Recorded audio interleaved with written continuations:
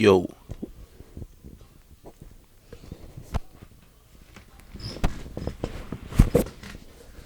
what's up? Man, look who the fuck we have here. Alright, so I know I ain't make a video talking about this spiritual shit in a minute. And there's been a reason for that, because you could say that I've been going through a lot of shit, but I've been more predominantly focused on building my foundation as of now. But I wanted to talk about a lot of what I've been going through. And it's not necessarily a bad thing. It depends on perspective. I know there's a video that I made of the mirror ritual, bringing out your demonic aspect of the soul. And when you do something like that, which I didn't know at first, but when you do something like that, shit gonna get real. And that's what happened. Shit got real. So what I pretty much learned from that, I know I made a secondary video to that, but I have a way deeper understanding the more that I've grown spiritually because of that. And I know a lot of people are scared to actually look at that aspect of themselves and accept that aspect of themselves. They like to hide under their illusion of a false persona that is all spiritual and woke and you know but very positive, but an illusionary positive, because it's just a front. And I was doing that too myself. We all go through that goddamn instant. We all go through that stage. And so all that illusion has been disillusioned mentally for me. So a lot of my expression has been a lot more authentic recently. And that's one of the things that I've learned from it. But there's a lot of shit that I learned from my demonic self. And, you know, when I first started that shit, there was things that kept coming up, like little simple shit, like, my addictions, and, I relapsed, and then I had to get off. I didn't relapse bad, but I did notice that those patterns started coming back. Now, I didn't relapse really bad. I played around with it, was having uncontrollable urges to satisfy the mind and uncontrollable urges to satisfy my humanity. And that shit taught me how much the mind has control over us. And should we really even be letting the mind have full control, or should we be the one guiding our focus instead of the mind guiding us to wherever it pleases, and guiding our focus to what we desire and what's most important in our lives, instead of just chasing these desires, like running towards pleasure and running from pain. And with that ritual, you're pretty much running towards pain, because all of your subconscious traumas, all of your negativity is going to come up. Everything is going to come up. And that's what I did. So I was been going through the flows, going through the motions, kind of figuring this shit out. At first it was like a really heavy escapism. So that's why those patterns of drugs came back. Wanting things like sex and just drugs, and just to numb the mind and numb the pain. All that shit came back to what I, did as a child. But I haven't even really talked about my whole story of what they call the spiritual awakening, whatever the fuck. But I haven't talked about that on my YouTube channel yet, but I will one day. Maybe I did a little bit, but so all that shit started coming back, and I pretty much kept going on with it and figuring out and learning more about it. And when I realized is this destructive energy, which is what your demonic side is. It's really, really destructive. So all these habits and all these things and all this negative stuff, all that shit is your destructive energy. Now, if I had dreams of me running away from a weird ass fucking entity that I can't even describe really. I mean, it's in my head, but it don't like, it wasn't like a reptile, but it wasn't like a lizard, and it was blue and it had scales. It's in my head, but I can't portray it vocally. So, I was running away from that in a dream, and your dream is you in the fourth dimension, depending on what level of consciousness that dream is, like what state. Like if it's a negative experience, it's more towards the second dimension, and I'm gonna get on further on that in a little bit. But I realized that was me running from my own power. So when I stopped running and I started facing it, and I faced it with love, a lot of this shit came full fledged. So it wasn't me, just trying to hide this shit no more. It was me fully expressing it, me fully looking at it and trying to understand it, trying to understand why I'm like this, or why I've become like this. And at first I was thinking, oh, just look at the positive, look at the bright side, reaffirm yourself positively. But that shit don't necessarily work. There's things you need to learn from these thought forms and these things and this energy. There's things to learn from it. And I ended up learning a lot about how this destructive energy could actually be used to benefit me instead of just running away from it. you know Things need to be destroyed in order to create something else. If you're going to build a new house, you got to destroy the one that was previously there. That's destruction. And then you build a new one. That's creation. Now there's more of a balance, instead of me only wanting to be positive, only, I never really was a love and light, but that was my expression to a sense, to a certain extent. And I learned a lot about this energy, and it's really going against creation, and it's going against humanity. And we think thoughts like that, and that you think it's evil, or we think it's demonic or whatever the fuck, which it is, but we think it's a bad thing. We label it as a bad thing. But I learned that it's going against the humanity because it wants the spiritual side, and only the spiritual side. you know. But with the creative energy and the creation is this experience. It's the creation of this experience. Now I'm going on to learning how to balance the two. And of course, the middle pillar ritual is going to help me with that. A lot of things like that. So, but what I started to do was starting to actually learn that it's not about just a whole mental thing. There's a whole energy body that you could work on. There's a whole, like these mantras. You can hear Kali in the background. A Kali mantra. I never used to listen to mantras, but now I understand them. I understand them more.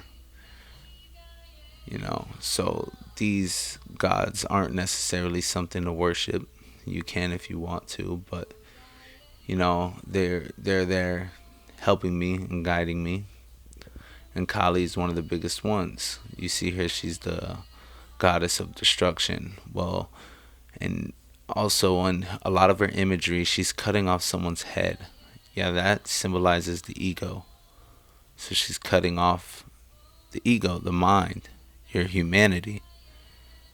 And a lot of she's stepping on men, usually men, which is the conscious mind. So that's pretty much saying that these enemies that she's destroying and this shit that she's destroying are these illusions in your head, because that's taking you away from your spirituality. It's taking you away from your soul. So these demonic energy, it just seems like it's going against humanity for a reason, because it wants you to go towards your soul, and it wants you to go towards the true spirituality. You know, so I've been learning a lot, and this is a aspect of people's self they don't want to look at. They don't want to look at this demonic side. They want to be angelic, or claim to be love and light, and claim to be, yeah, they're fucking human as fuck. Not necessarily wrong with that, because now I need to balance it out and learn that, you know, this human experience is what it is. It's the human experience. My soul is experiencing it. It's not necessarily me. So, but I need to learn how to be able to enjoy these pleasures in life and things in life that life gives, instead of just spiritual growth. Because, I won't allow myself to even fuck. I won't allow myself to get in relationships or love anybody. I go against it because I'm in my demonic energy. I don't allow myself to eat better as much. I mean, I'm still vegan, but I I don't be caring sometimes. So there's a balancing that I need to do now. But a lot of people don't go to this side. They say you got to walk through hell to get to heaven. And that's really what I've been going through. All these thoughts of, suicide and whole bunch of shit. And you're going to see this shit expressed in a lot of the music that I've been creating, which I take my time to drop, because I ain't in no rush to be no fucking famous motherfucker, or no whatever these motherfuckers chase nowadays.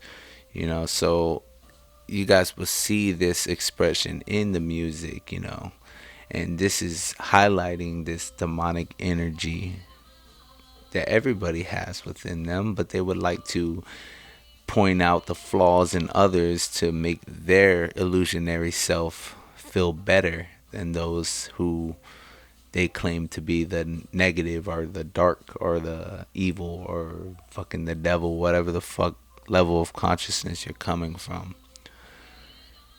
you know I've been having dreams. And what I did realize with this shit is that mirror ritual actually opened the portal. I feel like it opened the portal to the second dimension. The second dimension is something that's pure negativity, pure evil, pure all the, pretty much it's hell. It's a hell state of consciousness. And my consciousness was in that state of consciousness. I'm learning to better that, but also this connection. I've been having dreams going to the second dimension, and I've had dreams where there was people. All right, so I'm not gonna go too in depth to my family lineage, because I don't think I should express that. But I was at a casino, an abandoned casino, and I went outside, and there was some people that were familiar to my consciousness, but I don't know who they are in this form.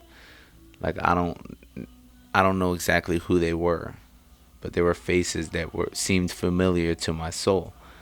And there was a car on fire, and they were just sitting in the car chilling, just like a normal day for them. you know and when it comes down to my family line, I'm not gonna get too specific, but a lot of them were hustlers and finessers, and they dealt with things that symbolize a casino. So I started to realize that I was seeing these ancestors of mine in hell. And there was one time I went, and there was someone there, and I was trying to help them get out, and I was telling them that they had to feel love in order to get out. And then they were like, well, this is a different time that I visited. And it was like an abandoned This video is probably gonna creep people out. So what? All right, it was like an abandoned parking garage with graffiti and a bunch of bullshit on it. You know, it looked rugged and shitty. And there was someone there, and I was trying to tell them, they were telling me that, man, there's no way to get out, man. How do you think you're gonna get out of here? You can't get out of here. You know, and that's the negative loop in your psyche, being stuck in your conscious loop or your subconscious loop. And you know, when a lot of people live through that, and Napoleon Hill talked about that in Outwitting the Devil. It's called drifting. But really, the way that I perceive that to be is being stuck in your subconscious programming, but not guarding the gates of that, and not deciding what you allow in your life and what you don't allow in your life. So he was stuck in this level of consciousness that he felt stuck, whether it's just a negative loop, you can't get out, you feel stuck, all this shit. So, you know, I was trying to tell him, teach him how to get out of there. And I was like, you got to feel love. You got to be able to feel love, and you'll be able to get out of there. And he was like, come on, man, I've been trying for fucking ever. You can't come out of here. And I was like, all right, look, I don't care if you don't want to get out. I'm leaving. So then I left. And, you know, that was another experience I had.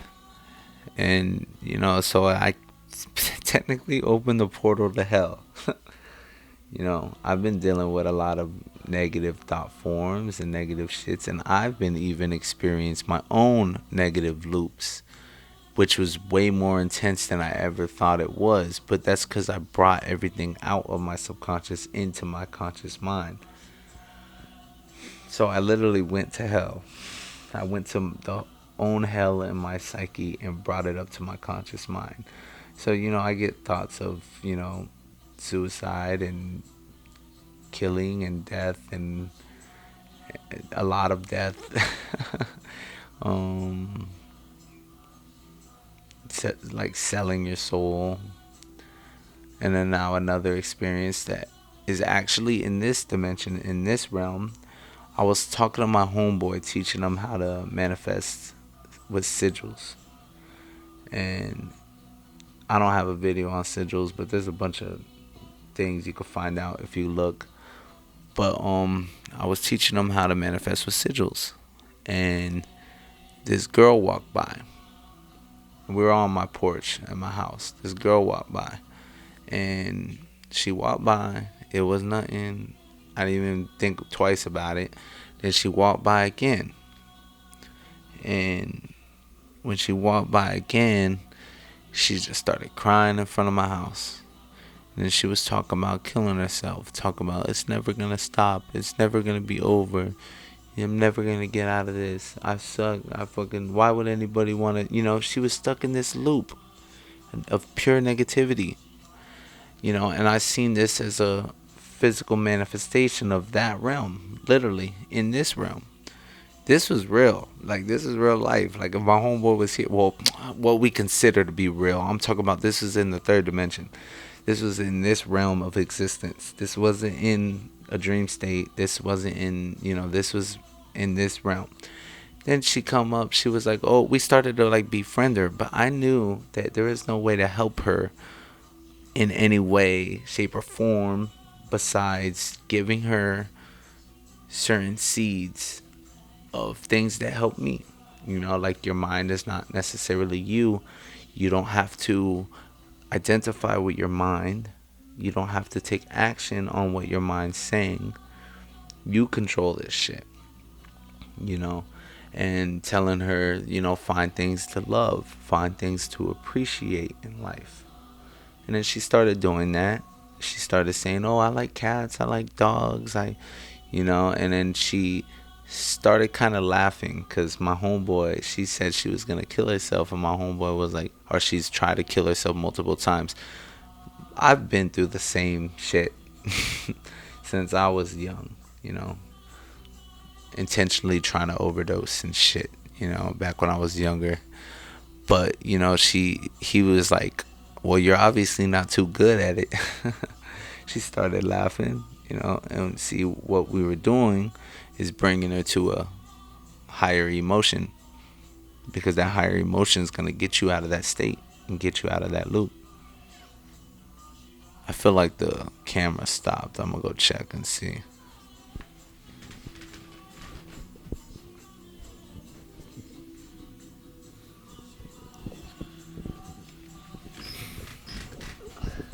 Nope, but it's about to. So yeah, this was in this realm. She fucking, after a while, I didn't trust her for shit though. I was telling her about how I got a tattoo machine, and she was like,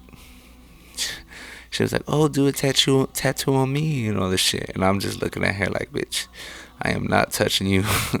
You know what I mean? You got like shit, certain shit like that. You can say I'm an asshole. I don't give a fuck. Maybe she did need a hug, but I ain't doing no energy exchange with someone in that state of consciousness.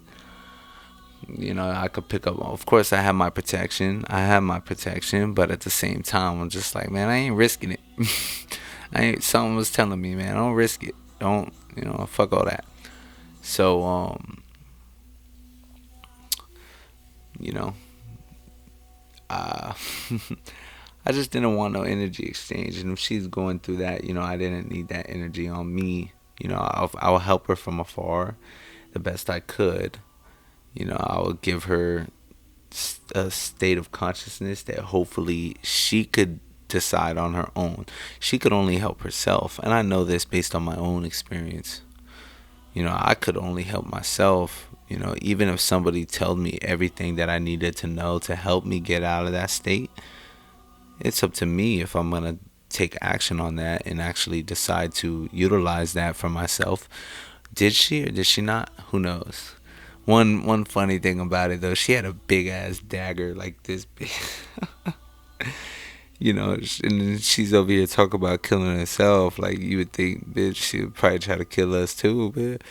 So, my homeboy didn't see that, but I knew she had the knife off rip when I first seen her walking by. And my homeboy was just like, when he seen that, he was like, bro, I was scared as fuck. Like, after she left and we were talking about it, I wasn't scared at all though, because wasn't scared. I was like, what's this? I mean, that's the worst that could happen. But at the same time, in the back of my head, I was just like, man, I don't got no motherfucking strap on me, no nothing. But I didn't think it was gonna get to that point, because it's not like we were gonna do nothing crazy. But yeah, so we kind of talked to her, befriended her, and she kind of seemed like she was in a way better mood. And she ended up just being like, maybe I could go back home now. And so she ended up going back home, and then we just sat and talked some more and just chilled some more. But that kind of showed me a lot of exactly what these hell state consciousness is, exactly what that shit is, feeling like that. Like, it's like a constant loop of pain and suffering, and there's different states to it that I've learned also.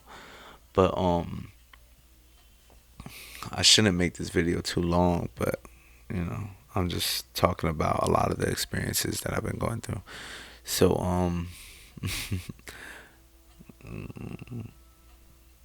there was another thing. There was a cat. I have a bunch of cats outside of my house, like probably like 9 of them it was to a point. But some died, some got taken in, some got given away.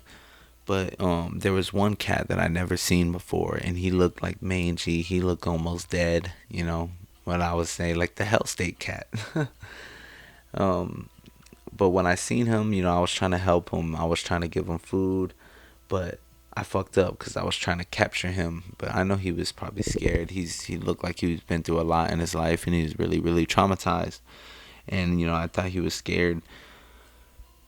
So I was trying to help him, but he was just too not willing to risk it. But to me, it looked like he just didn't want help. Like, he didn't want my help. He just wanted the food.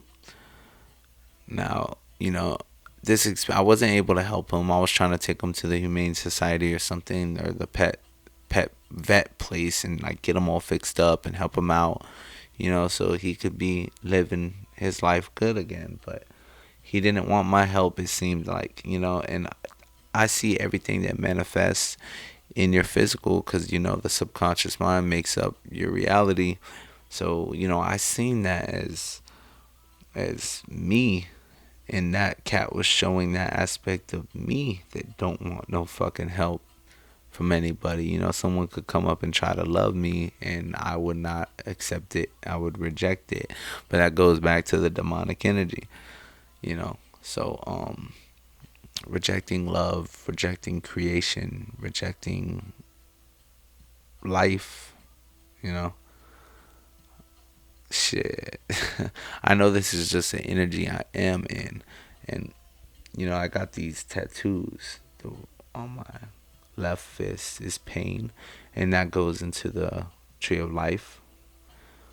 And, this side of your body of pain and suffering. And the right side, love, which is love and passion. And, I got the pain on the left side. That's the receiving hand. So be open to receiving pain because that pain's there to teach you.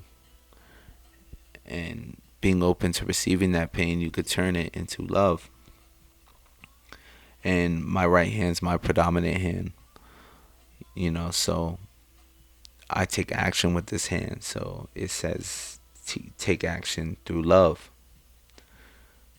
But all this pain and suffering that I feel in life and all this pain and suffering that we have, we can transmute that to love because love is the higher vibration and love is how you ascend, and it took me going to this demonic side of myself to realize in a deep sense exactly that. So as much as pain and suffering we have, we can also have love and passion for this experience. And that will get us to get our soul to the next experience. And another thing, Buddha, the laughing Buddha, he has his left hand open to receive wealth, so it's the receiving hand. So be open to receive pain, but be open to express love also. That's just crazy. You never think this much spiritual growth would come from